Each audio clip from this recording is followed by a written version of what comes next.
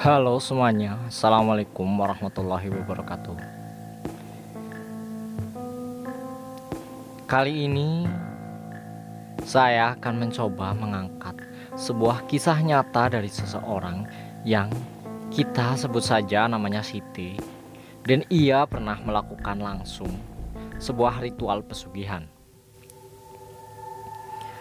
Suatu ketika, Siti yang hidup pas-pasan dengan keluarganya terhimpit masalah hutang piutang.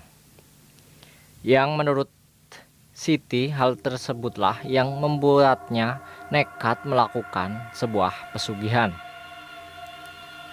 Berkali-kali Siti mencoba melakukan pesugihan, namun belum membuahkan hasil, dan itu sangat berbeda dengan rekan-rekannya yang telah berhasil. Hingga akhirnya Siti dikenalkan kepada seorang guru bernama Muhammad Yusuf oleh kakaknya. Akhirnya di waktu senggang, dia pergi bersilaturahmi ke rumah guru tadi. Siti menceritakan kejadian yang menimpanya, di mana hanya karena masalah ekonomi, ia nekat melakukan pesugihan di pantai selatan. Siti bersama rekan dan orang-orang yang ingin cepat kaya melakukan ritual pesugihan dengan cara ngeblank sehari semalam di pinggir pantai yang dipandu juru kunci pesugihan tersebut. Setelah selesai ritualnya, saat tengah malam tiba-tiba ombak besar datang menyapu semua orang yang melakukan ritual tadi. Tapi hanya saya yang tidak ikut tersapu ombak, karena juru kunci mengatakan jika nanti tersapu ombak dan ikut terbawa ke alam goib, maka ritualnya dinyatakan berhasil dan diterima. Berarti ritualnya telah gagal. Ritual saya. Cerita dari si Siti. Kemudian di waktu lain, Siti juga pernah melakukan pesugihan di Gunung Awi. Tapi wangsit tidak juga datang. Dengan kata yang pasrah dia mengatakan, "Kabulkanlah hajatku, aku tidak mau hidup terlilit hutang seperti ini. Kasihan keluarga dan anak-anak aku rela sebagai gantinya, ambillah nyawaku." Namun, meski sudah mengatakan hal tersebut, menurutnya, dia juga tidak mendapatkan apa-apa. Hanya tangan kosong dan pertanyaan di dalam hati yang mengatakan mungkin saja Tuhan masih melindunginya dan menggagalkan segala usaha ritual pesugihan yang dilakukannya. Merasa iba, akhirnya sang guru kemudian memberikan secari kertas berisi amalan mendatangkan harta goib dari kitab Sirul Jalil karangan Syekh Hasan Asyadzili. Kemudian malamnya dia melakukan ritual persis seperti yang ada dalam catatan tadi.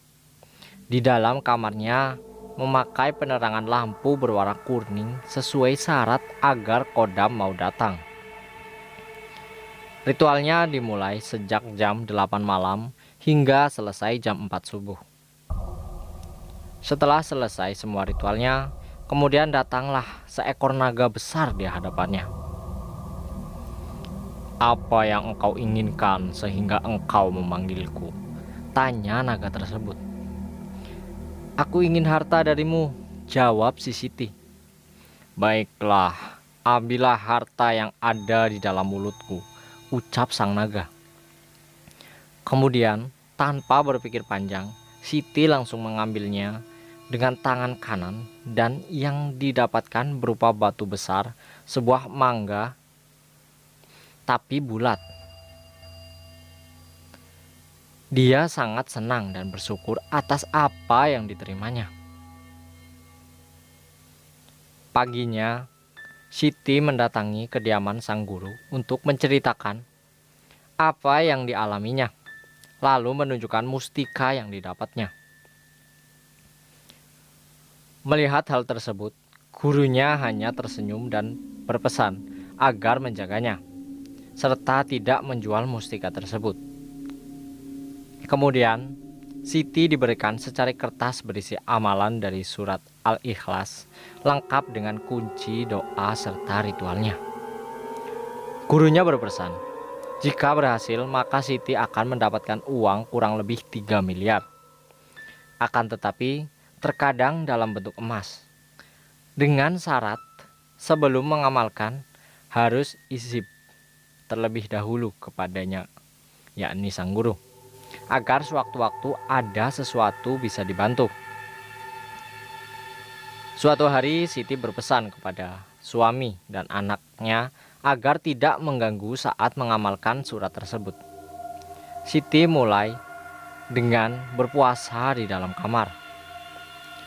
Sebenarnya ritual tersebut hanya dilakukan dengan mutih selama 3 hari, tapi Siti tidak kuat jika tidak makan, minum, dan tidur selama 3 hari. Hari pertama sudah dilalui, tapi tidak ada apa-apa. Hari kedua pun berlalu sama. Lalu pada hari ketiga, saat tengah malam, dia memulai ritual dengan membakar dupa. Tiba-tiba muncullah ribuan makhluk halus di hadapannya dengan berbagai wujud dan sangat menakutkan. Melihat semua itu, Siti hanya diam saja. Dia tetap melanjutkan ritualnya hingga semua makhluk tersebut hilang dan tiba-tiba angin besar datang.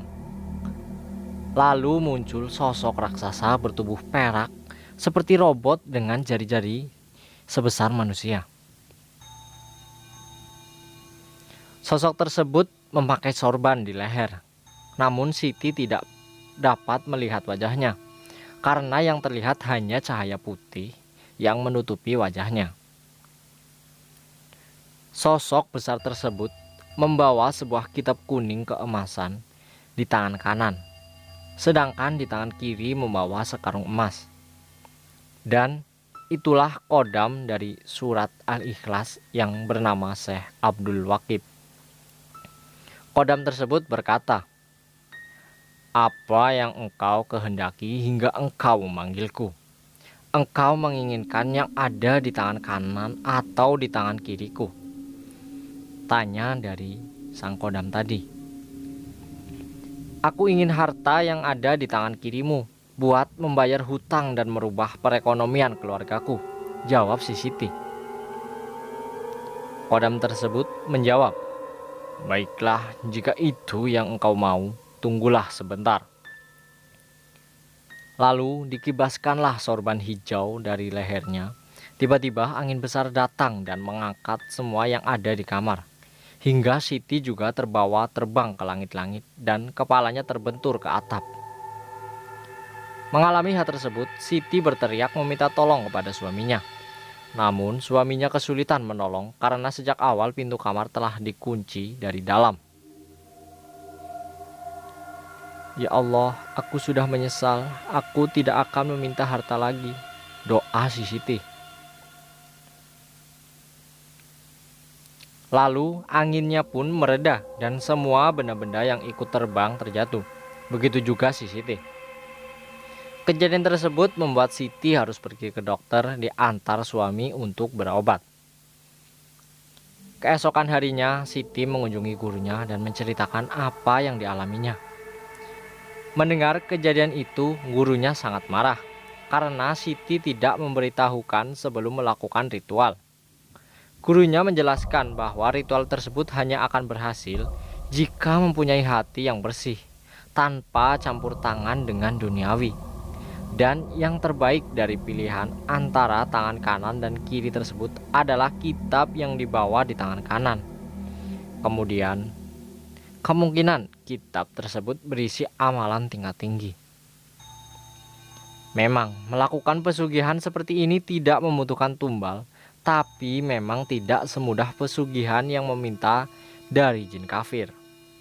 Tapi walau gagal, intinya kita sudah berusaha dengan baik, dengan meminta kepada Tuhan semesta. Walau gagal, tapi setidaknya sudah mendapat pahala dari membaca ayat Al-Quran dan menurunkan nafsu dengan berpuasa. Demikian sepenggal kisah nyata yang dialami oleh Siti, dan semoga cerita ini dapat bermanfaat serta dapat diambil hikmahnya dari sisi positifnya.